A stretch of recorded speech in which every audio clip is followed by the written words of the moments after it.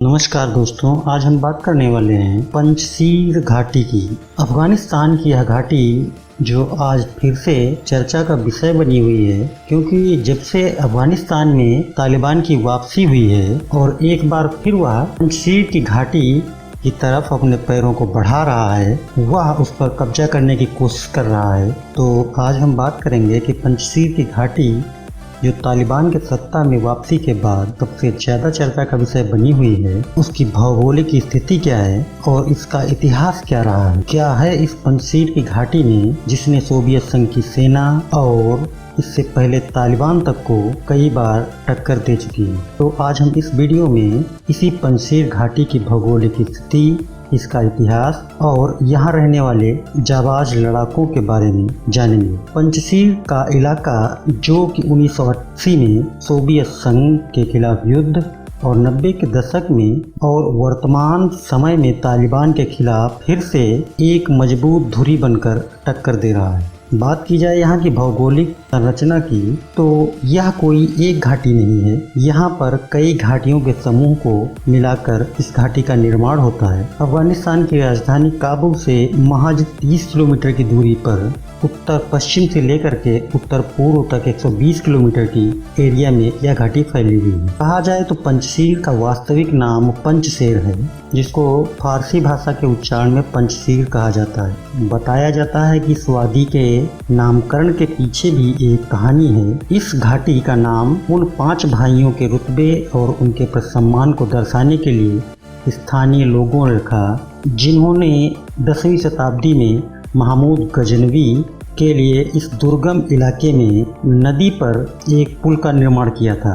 यह घाटी लगभग 3000 मीटर तक की पहाड़ी चोटियों से घिरी है, जो इस घाटी और यहाँ पर रहने वाले लोगों की सुरक्षा करती है। पंजशीर घाटी 21 उप घाटियों के समूह से बनी है और यहाँ बहुत ही सकरे और दुर्गम पहाड़ी रास्ते हैं, जिनके बारे में यहाँ के स्थानीय निवासी ही जान सकते हैं, परंतु बाहर से आने वाला कोई भी व्यक्ति यहाँ के लिए बिल्कुल अपरिचित होता है और इसी का फायदा यहाँ के रहने वाले लड़ाकों को मिलता है। इस इलाके के बारे में कोई भी व्यक्ति पूरी तरीके से भौगोलिक जानकारी को निकाल नहीं सकता है। इस घाटी के आगे हिंदकुश पहाड़ों की श्रृंखला भी शुरू हो जाती है। यह घाटी इसलिए भी महत्वपूर्ण है क्योंकि यह प्राकृतिक खनिज संपदाओं से भरी पड़ी है और विभिन्न प्रकार के रत्नों को यहाँ के पहाड़ी इलाकों में पाया जाता है। 90 के दशक में जब तालिबान जोरों पर था, तब उसने इस घाटी पर अपना कब्जा जमाने की कोशिश की, लेकिन यहाँ पर उसे बहुत नुकसान उठाना पड़ा और अंततः वह अपने लड़ाकों को लेकर वापस चला गया। वर्तमान समय में पंजशीर में लगभग 1.5 से 2 लाख लोग रहते हैं। यहाँ की मुख्य भाषा दारी है। बताया जाता है कि यहाँ पर अफगानिस्तान के सबसे बहादुर लोग रहते हैं और इनकी बहादुरी के किस्सों के बारे में अगर बताया जाए तो सोवियत संघ की सेना ने पंजशीर की घाटी पर 9 बार आक्रमण किया और आखिरकार सोवियत संघ भी इस घाटी पर अपना कब्जा नहीं जमा पाया। ब्रिटेन और तालिबान ने भी कई बार प्रयास किया, लेकिन यह अविजित पंजशीर की घाटी हमेशा अविजित ही बनी रही और इसलिए यहाँ के लड़ाकों को इन सभी लड़ाइयों में मिली जीत ने यहाँ के लोगों के हौसले को काफी बढ़ाया है। यहाँ के स्थानीय लोग यहाँ की भौगोलिक परिस्थितियों से वाकिफ हैं और वह गोरिल्ला वार में भी काफी निपुण हैं, जिस वजह से यहाँ पारंपरिक युद्ध हो पाना काफी कठिन है और भौगोलिक संरचनाओं की वजह से बाहर से आने वाले सैनिक यहाँ पर सुगमता से नहीं लड़ पाते। 2000 में तालिबान की हार के बाद 2001 में पंजशीर घाटी को एक प्रांत का दर्जा दे दिया गया और यह एक संप्रभु राज्य था, जहाँ पर अपना एक गवर्नर होता था। इसके अलावा किसी भी राज्य में कोई गवर्नर नहीं होता था। यहाँ पर लड़ाकों के समूह का नेतृत्व नॉर्दर्न अलायंस करती है, जिसके प्रमुख है अहमद शाह। पंजशीर के प्रतिरोधक नेताओं में अहमद मसूद, अमरुल्लाह सालेह, मोहम्मद खान आदि का नाम प्रमुखता से आता है।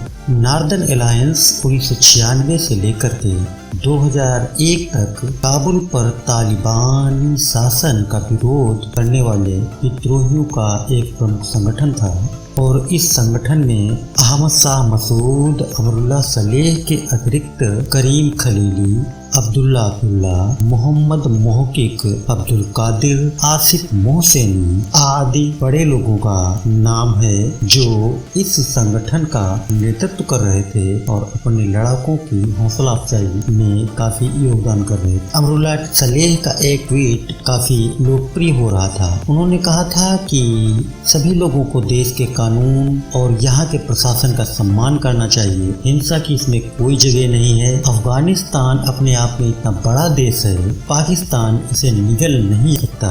तालिबान के शासन के लिए बहुत बड़ा है और किसी भी हाल में इन आतंकी संगठनों के सामने अपने आप को झुकने न दे। उन्होंने अपने ट्वीट में आगे लिखा, तालिबान सिर्फ अफगानी लोगों के लिए समस्या का कारण नहीं है। तालिबान के नियंत्रण में आने के पश्चात अफगानिस्तान उन सभी कट्टरपंथी इस्लामिक आतंकवादियों का गढ़ बन जाएगा और यहाँ पर फिर एक बार अन्य देशों के लोकतंत्र और वहाँ की लोकतांत्रिक परंपराओं के खिलाफ साजिशों को रचा जा सकता है।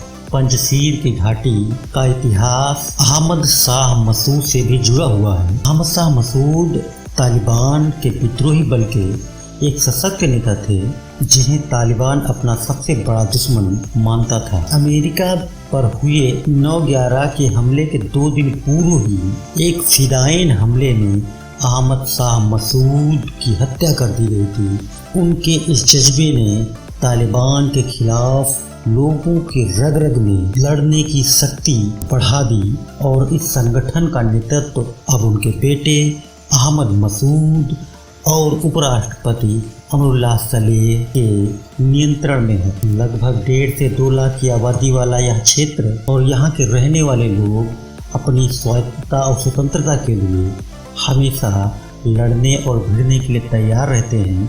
यही कारण है कि अफगानिस्तान के आज तक के इतिहास में पंजशीर की घाटी कभी भी किसी की गुलाम नहीं हुई। तो दोस्तों, यह था पंजशीर यानी पंजशेर की वादी का इतिहास और उसकी भौगोलिक परिस्थिति, और आपने यह जाना कि यह घाटी आज तक किसी की गुलामी को क्यों नहीं बर्दाश्त कर पाई या यहाँ के लोग किसी के गुलाम क्यों नहीं हुए। यहाँ के लोगों में लड़ने का जज्बा कहाँ से उत्पन्न होता है और किस कारण यहाँ पर लड़ाई में तालिबान को नार्दन लड़ाकों से ज़्यादा नुकसान उठाना पड़ रहा है। तो दोस्तों, आपको हमारा यह वीडियो कैसा लगा हमें कमेंट करके ज़रूर बताएं और हमारे इस चैनल को जो कि नया है इसे सब्सक्राइब ज़रूर करें। वीडियो पसंद आने पर इसे लाइक करें और इस संबंध में अगर आपको कोई सुझाव देना है तो कमेंट बॉक्स में जा करके